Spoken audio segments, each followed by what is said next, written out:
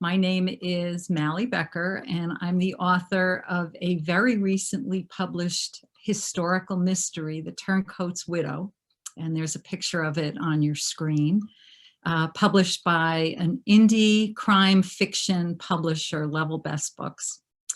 The Turncoat's Widow tells the story of General Washington's most reluctant spy, a young widow who lives in Morristown.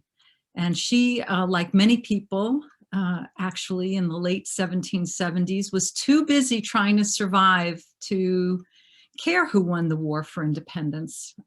But in her case, in Becca's case, that's too bad, because rumors are spreading that she's a loyalist sympathizer who betrayed her husband to the British. Everyone knows that her husband was a patriot, but everyone is wrong. And General Washington, who spent that winter in Morristown, can prove it. And he tells Becca that her husband was actually a British spy. And he says that if she agrees to help him uncover her husband's secrets, he in turn will save her farm, because a mob has gathered to drive her out of town. So Becca doesn't have a lot of options, and she takes the deal, so to speak. And she finds herself paired with Daniel Alloway, who's a former British prisoner of war, and the last person to have seen Becca's husband alive. And they find themselves traveling through British-held New York City, from glittering balls to prisons and brothels, as they uncover a plot that threatens the new nation. So how on earth did I get there? When I volunteered at the Morristown National Historical Park, I was not looking to write a book, and I had never done that before. I volunteered as a way of saying thank you to the National Park System for all the great vacations our family has had in different parks. So I thought I would be clearing trails. And instead, I was assigned to the archives to gather and edit a collection of letters Morristown holds. I sat in a room at the Cross Estate, which is part of the park, and that's a picture of it right there. And I found myself reading letters that went back to the Revolutionary War from sometimes lesser known founders who would go on to become Supreme Court justices. And all of a sudden, I started hearing their voices in their letters, and they became real to me. So William Patterson wrote a letter to Aaron Burr, basically talking smack and making fun of him for hanging out in Connecticut when all the action was in New Jersey. Or John Jay, who's one of the most revered of the early Supreme Court justices, kvetching that nobody tells him anything about the war, and he writes letters and nobody answers. So maybe that's why when I found an indictment in the archives, and an indictment, I'm sure you all know, is an allegation that someone committed a crime, dated 1780, smack in the middle of the war, of a local farmer for the crime of traveling from New Jersey to New York City. The phrase was, without permission or passport. It really stopped me in my tracks. I couldn't imagine why that was a crime or what the problem was. And I took the indictment to one of the historians on site. What the heck is this? How was it a crime to go to New York City? And he gently reminded me that England held New York City for almost the entirety of the war. And he said, you may think that because of what you learned in high school or even college, especially in North Jersey, everyone was a patriot, and it just isn't the case, or wasn't the case. In New Jersey, he said, historians believe as little as a third of the population supported independence, a third supported the king, and the final third, like my heroine, didn't really have a position. And that there was so much spying and smuggling between New Jersey and New York City that Governor Livingston made it a crime to travel without permission or passport. And I'm posting this picture, even though my book takes place during the winter, and this is definitely a summer picture. This is Staten Island from Perth Amboy. And so I've included it because you can row from New Jersey to New York. It is that close. People had relatives in New York, people had different positions, and there really was that much spying and smuggling because of the proximity. And of course, the second reason I'm including it is because I met my husband on the Jersey Shore about 1/10 of a mile from where this picture is taken, but that's neither here nor there. So what I learned was that the war was more complicated than I'd thought, that the American Revolution was a lot more like the times we live in, that the nation was divided even at its beginnings, as it is now. But then I had a specific place as well. I had Morristown. And I was curious about how Morristown reacted when General Washington came back to town at the end of 1779. Was all of Morristown out cheering when the general and his 10,000 troops showed up? Not really.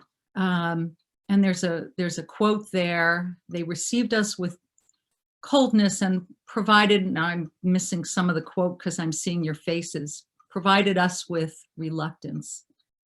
And why might that be? I asked myself. Well, you might not have welcomed General Washington and the troops either. First of all, he and his men had been there before. And according to the burial records at the Presbyterian Church, they brought smallpox with them the last time and killed off between 1/5 and 1/3 of the town's residents. And then I have to imagine what it must have been like to have that many soldiers, 10 to 12,000 soldiers, show up in a town with about 250 residents. Math is not my strong point, but I think that would be the equivalent of a little under 1 million soldiers arriving in Vernon Township and saying, we're going to be here for a few months, and by the way, you have to feed us. It would be a challenge, and it was a challenge. In fact, the townspeople, the second time around in 1780, had their own problems in the winter. It was a terrible winter. And they were so unwilling to provide food for the troops that General Washington had to issue an executive order requiring them to provide food. I mentioned a hard winter, and that's actually what it became known as. There were 26 snowstorms. It was the worst winter of the century. There are folk tales that say people saw birds freeze in the sky, freeze on the wing, and fall dead to the ground. New York Harbor was frozen solid. And of course, I had to include that in my book. And I have a quote here from a soldier who, I don't know if it's famously wrote a diary, but wrote a diary that's survived to this point, and says that he swears he didn't eat anything for 4 days except a little black birch bark. So you can imagine how tough that was. And as for hyperinflation and money, well, we all know, if you've looked at this time period, that people didn't trust paper money. And one reason was because it kept losing value. I found in the archives an attendance list for a party that was held at the storehouse on the Morristown Green in February 1780. That too became a part of my story. But the thing that really took me aback, along with seeing names like Alexander Hamilton and the other officers who signed up for a subscription to the balls, was that the ticket cost $400 a piece while those 10,000 men were starving. But there was so much inflation that I also later read that the $400 was worth maybe 16 bucks. So it was still a lot of money, and it still shows how there was a really different way of thinking about regular soldiers and officers who could be spending money on balls while men were starving. But $16 isn't what we would think of as $400 now. So I had all these facts, but facts are not a story. Facts aren't a plot, and facts aren't characters. You can't, it's not fiction. So I played the writer's game of what if. And I make that sound as, that sounds as if I had a choice. The facts just intrigued me that much that they wouldn't leave me alone. You know, what must it have been like to live then? What if you were one of those smugglers? What if you were one of those spies? Or what if you were married to one of those spies? And that's when all of these facts started molding themselves into the mystery that I created. And so I'm gonna start out and ask your indulgence and read a short excerpt from chapter 1, because we've now set up that there must have been a lot of distrust in town, maybe some anger. We're 5 years into the war. And Becca is sitting with her mother-in-law in church one Sunday, and the minister begins talking about her husband, who's been dead about 6 months. Minister Townsend lifted one finger to his chin as if he had a new thought. But who told the British where Mr. Parcell would be on the day he was captured? Who told the Redcoats that Mr. Parcell was a spy for independence? Becca forgot to breathe. He wouldn't dare. It must have been someone who knew him well. The minister's gaze moved slowly through the congregation and came to rest on Becca. His eyes were the color of creosote, dark and burning. Very, very well. Mrs. Coddington, who sat at Becca's left, pulled the hem of her black silk gown close to avoid contact. Men in the front pews swiveled and stared. I didn't. Becca's stays gouged her ribcage. Speak up, Mrs. Parcell, we can't hear you, the minister said in a sing-song voice. Townsend might as well strip her naked before the entire town. Respectable women didn't speak in public. He means to humiliate me. Stand up, Mrs. Parcell, his voice boomed. We all want to hear. She didn't remember standing, but there she was, her fingers curled as if they held the hunting bow she'd used since she was a child. Becca turned back to the minister. Hogwash! If they didn't think she was a lady, she need not act like one. Your independence is a wickedly unfair thing if it lets you accuse me without proof. Gasps cascaded through the darkening church. Accuse? Accuse you of what, Mrs. Parcell? The minister opened his arms to the congregation. What have we accused you of? Becca didn't feel the chill now. Of killing my husband. If this is what your new nation stands for, neighbors accusing neighbors, dividing us with lies, I'll have none of it. 5 years into this endless war, is anyone better off for Congress's Declaration of Independence? Independence won't pay for food. It won't bring my husband home. It was as if she burst into flames. What has this war brought any of us? Heartache is all. Curse your independence. Curse you for... Augusta yanked on Becca's gown with such force that she teetered, then rocked back onto the bench. The church erupted in shouts, a crashing wave of sound meant to crush her. Becca's breath came in short puffs. What had she done?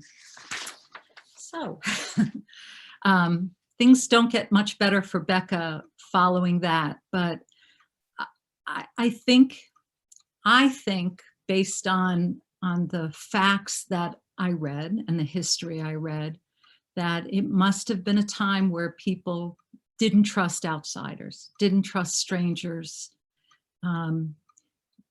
There must have been a lot of fear and anger and weariness, and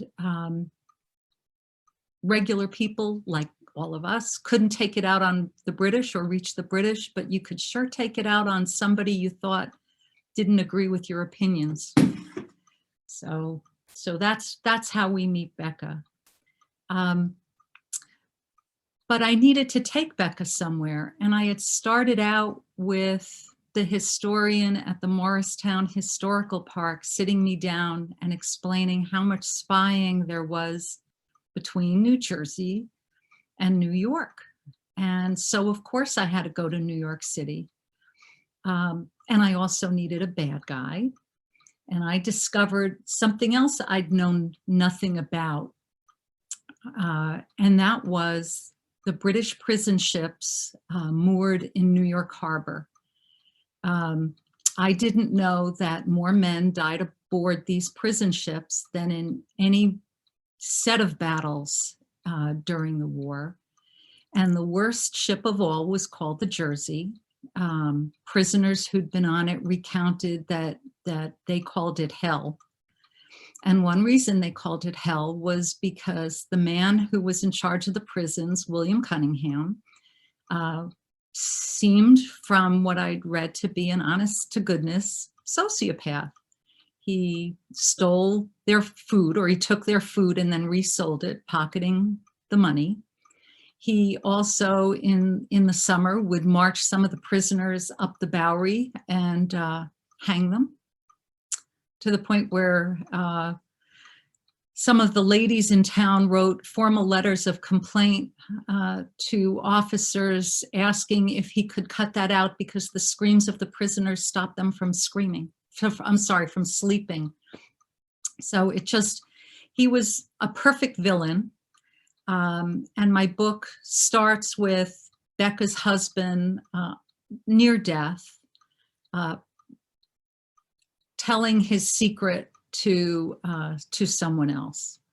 But let me also introduce you to my bad guy, William Cunningham, who's about to talk to the mayor of New York City, Mayor Matthews, and he's also a historical figure. There were rumors that Matthews was involved in a plot to kill Washington. So I went with that too. So William Cunningham starts out speaking. "A pleasure to see you, Your Excellency," you sod. Cunningham smiled broadly as he reached the base of the gangplank. He lifted it and tightened his cheeks to make his expression appear sincere. Matthews cautiously twisted to see his guard standing near his waiting carriage, then straightened his shoulders. The nasal voice bleated, "You let Parcell die, damn you." His walking stick pounded the dock. "Ah, yes, most annoying, but we've discussed this before, Your Excellency." Cunningham smiled. "'Tis a pity you told me to take care of Parcell before you knew you still needed him alive." The shadows under the mayor's eyes were the color of weak tea. "How was I to know?" Matthews stopped, seeming to realize he'd just admitted his own fault. Cunningham kept his voice cheerful. "You were outside the room when I questioned him. About a list, wasn't it? You didn't object when I ended it." His eyes narrowed. "Pain doesn't unlock every secret, Mayor Matthews. There was nothing more he was going to tell me." "Where's the prisoner who spoke to him? Where's Alloway? I asked you about him weeks ago. You said you'd find him." Matthews' voice was querulous. Cunningham lifted his sandy-colored eyebrows. "Alloway?" He had not, in fact, forgotten Alloway. How could he? Each American death was a gift to his king, and every escape, the few there had been, a personal failure. "You know damn well who he is." Matthews' face turned a dangerous shade of red. "You let Parcell die, and then you let the only man who spoke to him escape." And if you'd found him alive or dead, you would have demanded money for the information. Cunningham's chest tightened. Steady now. Ah, Your Honor, you know me so well.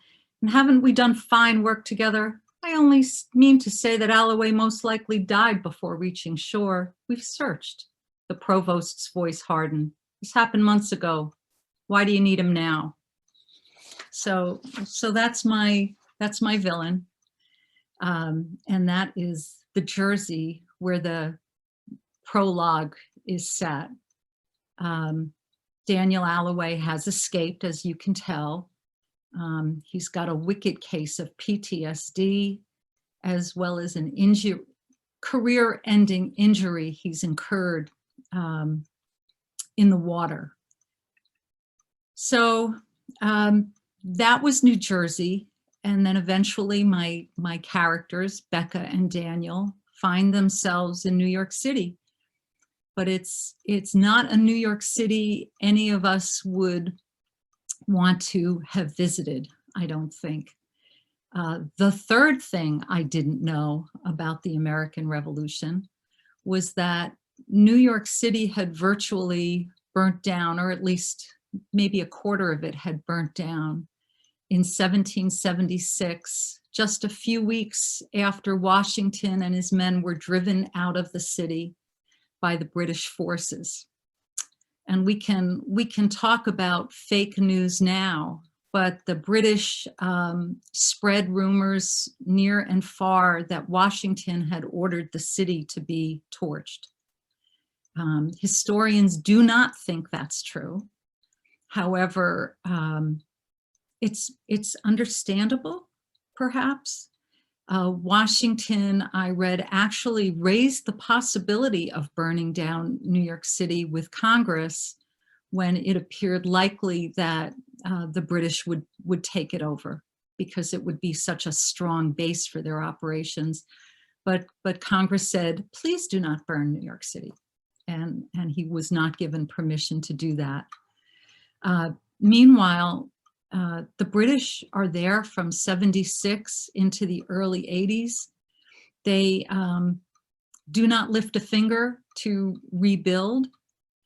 And the residents who are left there really are treated badly unless they are loyalists and wealthy. And so when Daniel, who is more sophisticated and has traveled more than Becca, and he's been to New York City before, when they get to the city by ferry in February 1780, Daniel explains what it is they're seeing. So I'll read a few minutes of that as well. Blackened buildings stretched for blocks to the west of Broadway. Ruined lumber rose from the wreckage like a stack of discarded bones. How could England treat its subjects like this, Daniel wondered. Who wouldn't struggle for a different future? He pointed to the destruction. The fire started just after the Redcoats ran the Patriots out of here in 76. The British say General Washington ordered the city torched when the army abandoned it. He spoke over the dull thump of the horses' hooves on snow. We all heard about the Great Fire, but it's terrible, Becca said.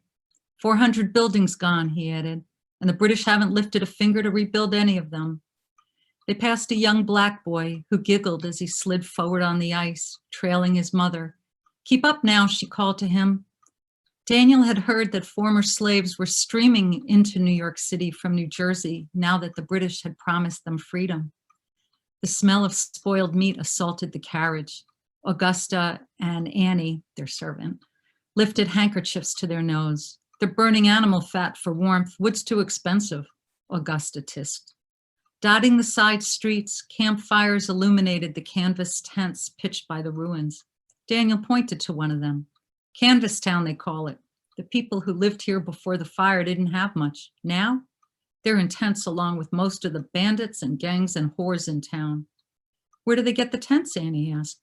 From old ship spars and sails, Daniel said. Well, that's New York. And then there's a plot spoiler, so I can't read another sentence. New York City is not all as grim as that for Becca, at least.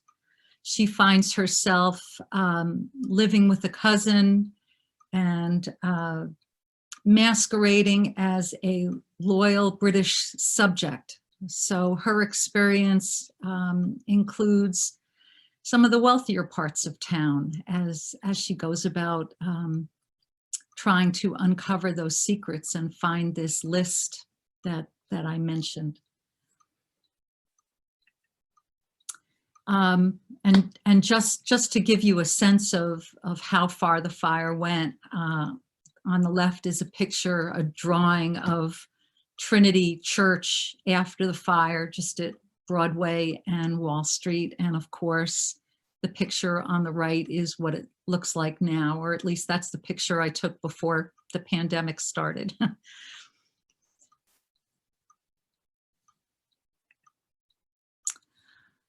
So that's how my story started. I had challenges writing this. I was lucky that a historian volunteered to read my book before it was published.